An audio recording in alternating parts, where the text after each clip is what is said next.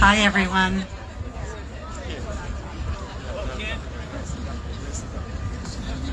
In 2013, we held our first Autism on the Hill.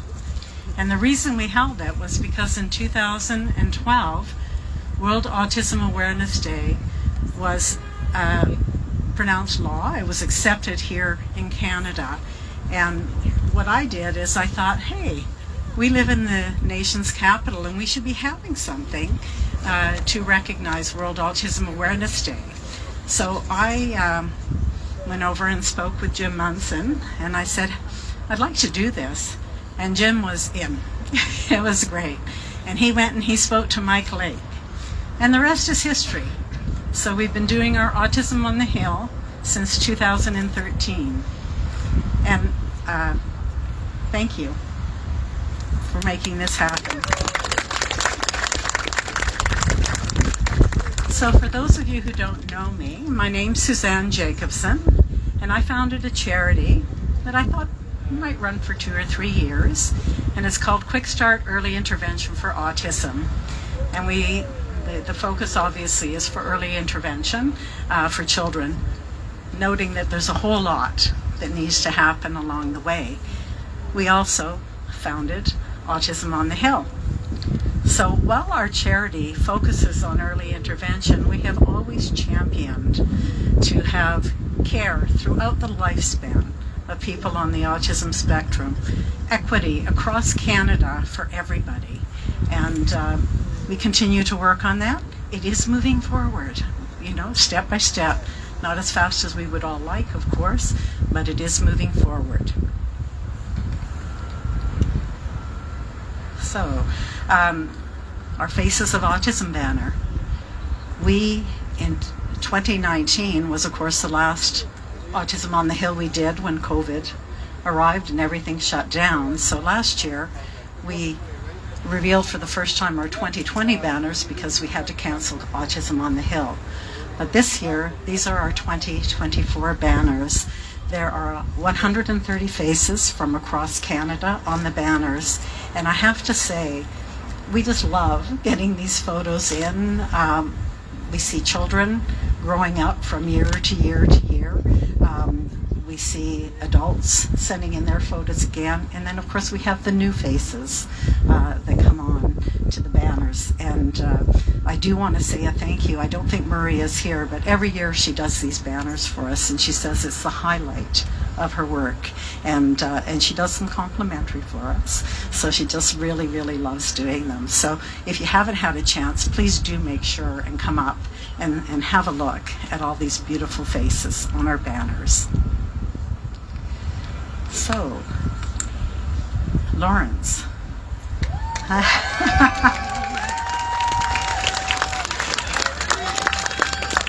I'd like to introduce you to Lawrence Khouri, and it's a special day for Lawrence today. It's his birthday. So, Lawrence.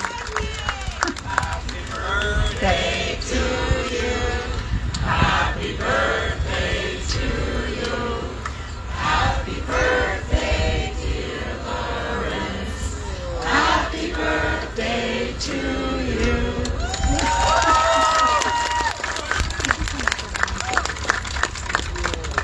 Okay, let me try to adjust this for you. I'm not very good.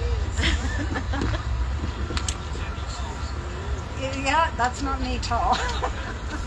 There we go.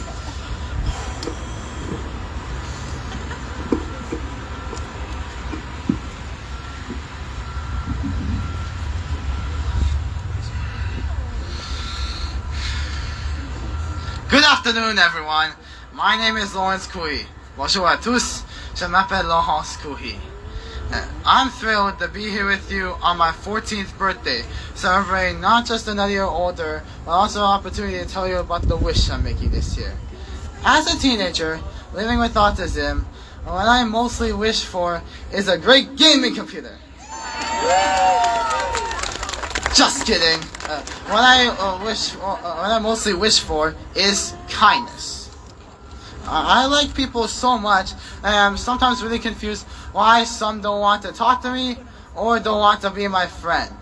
Over the years, I've worked with specialists that help me with things like social cues and conversations, or how to make friends. And though I have learned a lot, I still struggle. Je sais qu'il m'arrive de dire ou faire des choses différemment. Par exemple, je peux parfois parler beaucoup, avoir de la difficulté à me concentrer dans une conversation, ou même à attendre mon tour. Parfois aussi, je fais du bruit et du pacing parce que c'est ma façon de m'apaiser. Je ne le fais pas exprès pour déranger les autres. I wish some people took the time to get to know me. I'm a good friend. I also wish people didn't judge a book by its cover. It's important to have different people in the world. But it's even more important that we learn to appreciate and accept each other for who we are. Ces différences font vraiment du monde un endroit meilleur.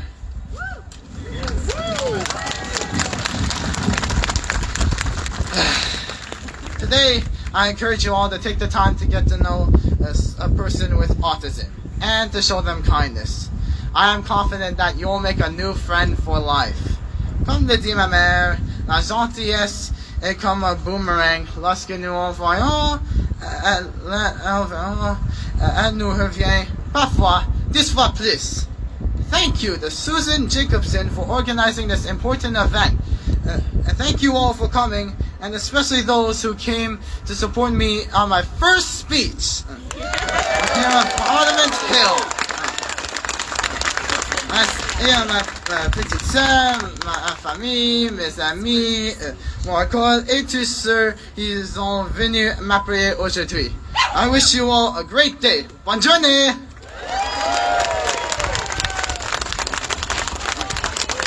Thank you. Yep.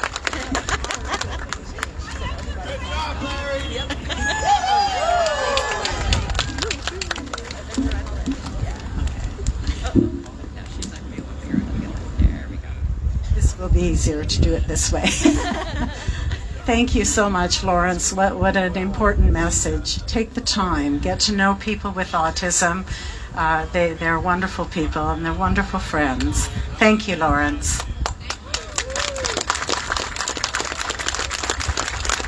Next, our speaker is Nicholas Sicard. Hey. So Nicholas first spoke in 2015 at our Autism on the Hill, and he's been really busy doing lots of things, and he's going to update us on those. All right.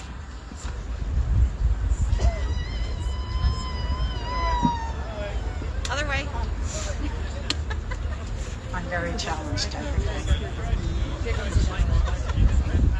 He's our guy. I figured.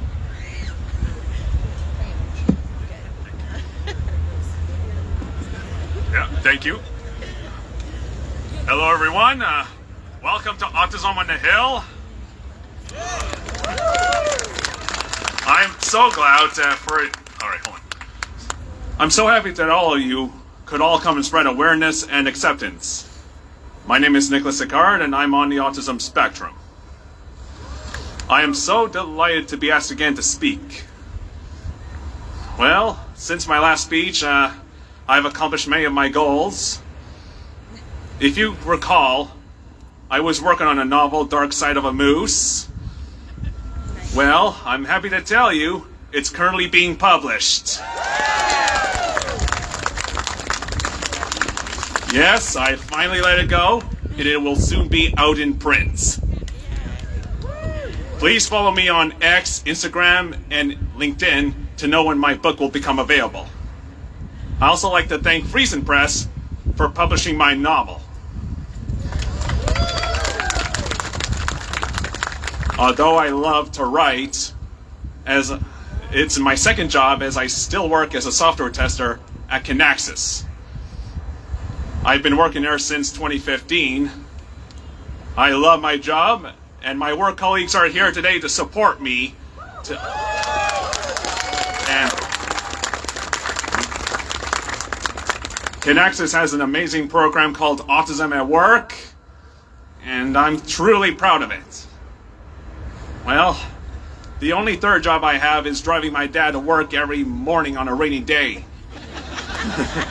Well, speaking of driving, I also got my driver's license right after the COVID restrictions were lifted.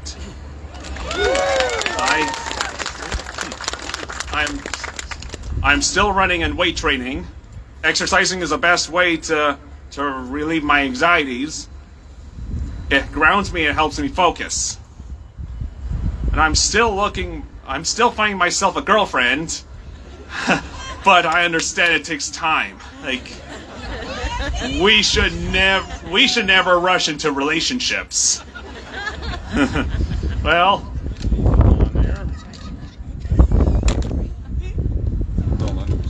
I'm mostly here today to tell you that being on the autism spectrum has never stopped me from accomplishing my goals. To moms and dads who are raising children under the spectrum, just because your child is diagnosed with autism does not mean they're unable to accomplish in life. With the right help, they will make a big difference in this world. To children on the spectrum, please don't give up. Take one day at a time and focus on your strengths, not your weaknesses. Thank you, everyone, for coming to Autism on the Hill. Have a fabulous day.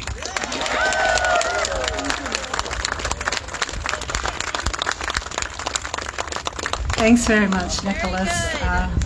Great message, lots of accomplishments, and I just want to recognize Canaxis with their Autism at Work. I may have outdated figures, but I believe here in Ottawa they have over 1,600 employees, and they are committed to 1% of their workforce being on the spectrum, and they pay them fairly for the work they do, like their colleagues do. So bravo to Canaxis. Our next speaker probably does not need, notice I'm not fiddling with the microphone. Our next speaker, I'm sure, does not need any introduction. Mike Lake is here today with his son Jaden, and Mike has been a great champion for supporting and helping people with autism, along with many, many other things. Mike and Jaden.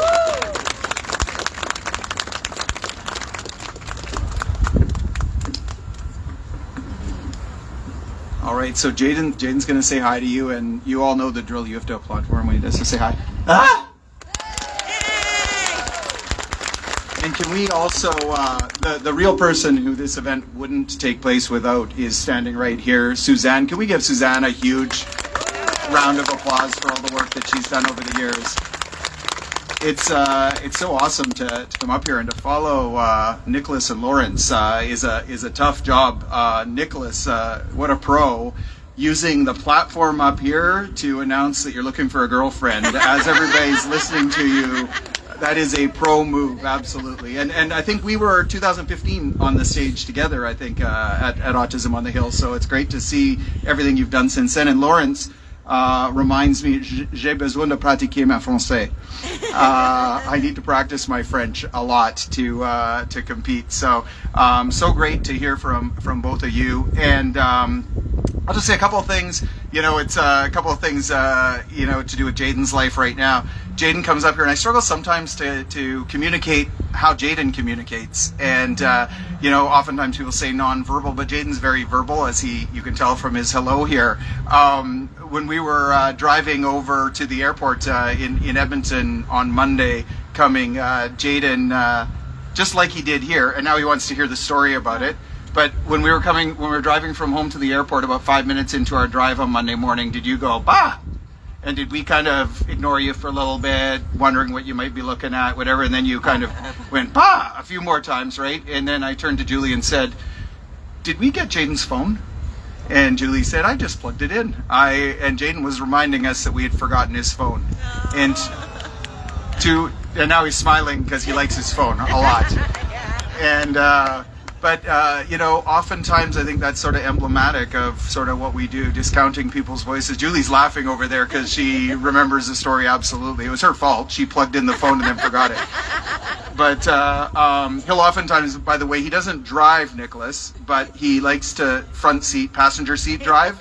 So if God forbid, I miss a Google Maps turn, Jaden will let me know, and point the direction that I missed turning on the Google Maps as he's riveted to the Google Maps as we're driving. But, year after year, we've been talking here about a national autism strategy and all of the different things we need to do to better deal with diagnosis and early intervention and inclusive education and housing and inclusive employment, all of those different things that we talk about. And we are getting closer and closer. It's sad to say that we're still not quite there. Some of us were disappointed, many of us were disappointed that we didn't see any funding for a national autism strategy in the budget yesterday, but I know the government continues to work on that, and I know that there are members of parliament from across the political spectrum continuing to advocate fiercely for that, and advocates from across the country at the Canadian Autism Leadership Summit over the next few days that will continue to have conversations about how we continue to move forward in this country as we have. And autistic Canadians are front and center in those conversations. I think one of the things that I've witnessed over the 18 years that I've been a member of parliament is the degree to which autistic Canadians are taking the lead in many of these conversations, as we've seen today in Lawrence and Nicholas's inputs to the conversation today, and Jaden's. Autism is a spectrum, and there are many different voices with many different experiences that need to be heard as we're moving forward in the best interest of the country. And the last thing I'll just say is that when we think about inclusion, it's really important that we don't divide into thinking of people as the includers or the included. If we get inclusion right, we're all just included. We're all just together, moving together in all of the different areas we're working in. We all benefit when we get inclusion right. We benefit from a vast amount of skills and abilities, unique skills and abilities that we need in every aspect of our society today. Thank you so much for taking the time to be here today. And Suzanne, again, thank you for putting this all together. And I'm going to let Jaden have the last words.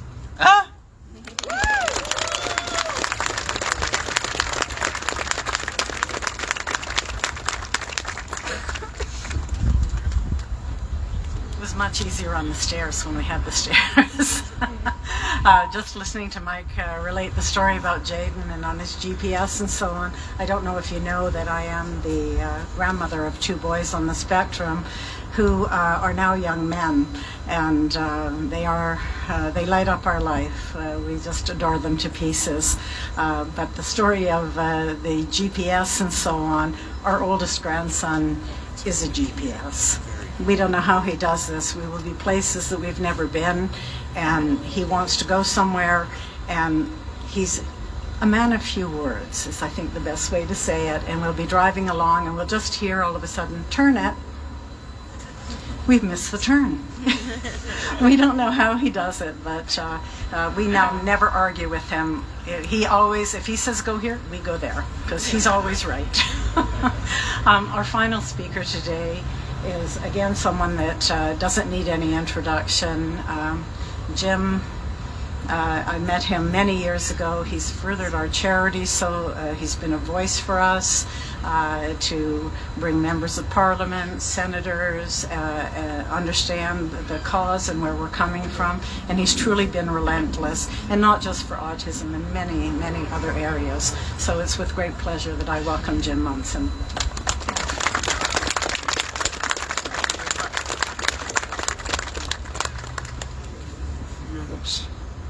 So I will bring this down a little bit. Lawrence mentioned to me, I talked to Lawrence just a moment ago because I just came from this Autism Alliance conference, which is going on right now. There are 200 people inside this Autism Alliance conference, advocates, scientists, politicians, families, researchers, and you name it, at the Chateau Laurier. And of course, QuickStart Autism is part of this alliance.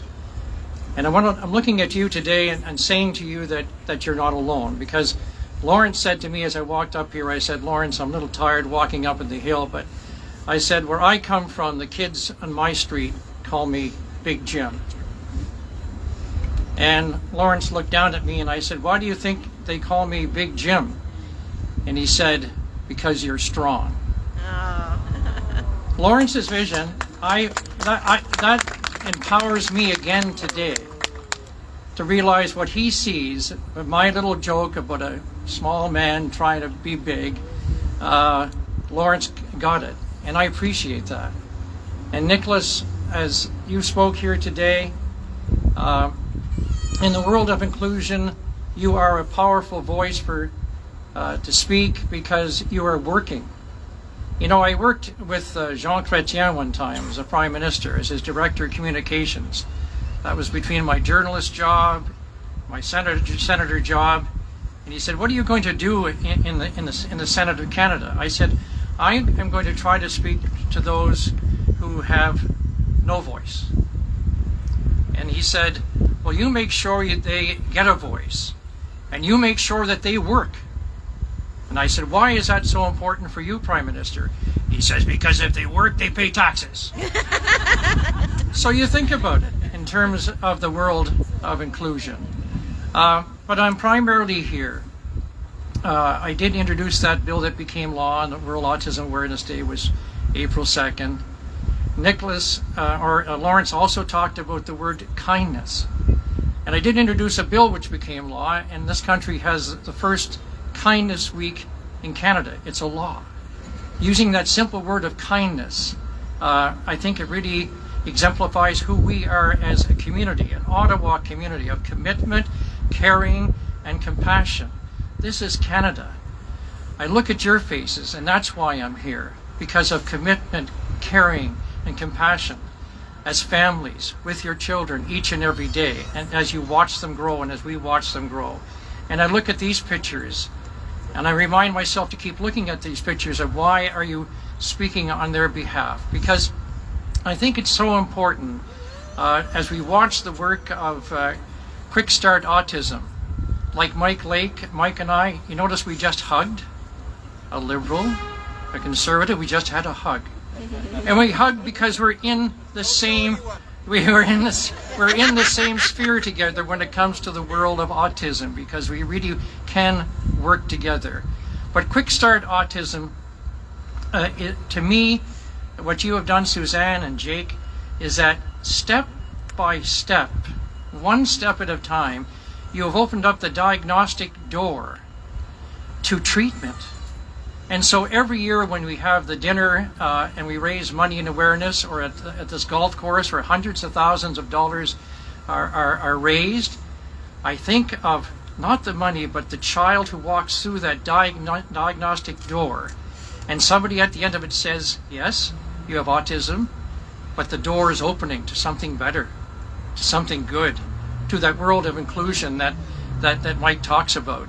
And I think I personally have to keep focusing on that step-by-step approach, because there is frustrations, and there has been frustrations for me. I was a senator for 17 years. I'm only 78 now, so I had to leave at 75. It was a mandatory retirement. But that doesn't stop me from continuing to speak on behalf of QuickStart Autism and the work that's been done there. Because if we don't have anything, what we do have is hope. What we do have is each other. And when I, Suzanne, go to those dinners and I see the families that come and talk about their children, and as you're going to see in life, Lawrence, Larry, as his friends call him, will be a role model. Nicholas is a role model. I'm teaching now out part-time at the University of Victoria at a business school, and I'm telling them there, to all the students, I said, what is your plan for when you start your business? 1 in 4 Canadians, 1 in 5, have some sort of intellectual or developmental disability. What is your plan for a child who grows up and starts and has an education, wants a job, and you see 4 people in front of you, and you've interviewed the 4, but the person who's talking to you but is not talking directly to you seems to be the smartest person for the job. But you're sitting back and thinking, I'm uncomfortable. Well, who has to change? Not the person with autism. We, as a society, have to change our systemic behavior as we look at others, because that is what the world of inclusion is when we open up those doors to the tens of thousands who will be coming. So to the Montreal Canadiens fan who's sitting over there, good to see you, because I'm a Habs fan, will never win again, I don't know. I do want to say that, and to the politicians who are here, former senators, or senator, and my friend Gord from the NDP, and to all of you, that my heart, my soul, and working with my wife Jeanette is about working with people within the autism world. People say sometimes to me, where does your motivation come from? And I'll close with this. I don't want to be sad about this, because you have to get your motivations from somewhere. People say, well, why are you doing that? Well, we had a little boy who passed away a long time ago, and he had Down syndrome. He didn't pass away from Down syndrome. He passed away because he had bronchitis and so on. And when I was a journalist, and I worked and I covered stories in the camps, refugee camps of Cambodia, Vietnam, in Lebanon, I saw children. I did stories on children that were being adopted, but I saw children who had developmental disabilities. And I said to myself, besides telling a story, and I thought, who is going to adopt these children? So I said to myself, besides ever telling a story, if I ever had the opportunity to do more to help others, to help children, because to me it's always about the child, then I'll do it. Well, I was fortunate enough, and I never expected to be appointed to the Senate of Canada. So I devoted almost 20 years in the Senate of Canada to the rights of the child under the UN Covenant of the Rights of the Child in terms of disability. And that's why I'm here, because my heart is with you, and I want to share this day with you. Every day should be World Autism Awareness Day, and every day we should just step up for Nicholas, for Lawrence, because they're our family. We love them, and I love you. So thank you very, very much.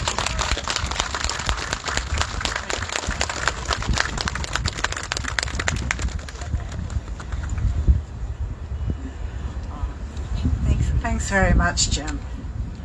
And thank you all for coming out today. Really appreciate it that you took time to come down and show your support, to take in the banners. I want to thank our banner holders. Thank you so much. And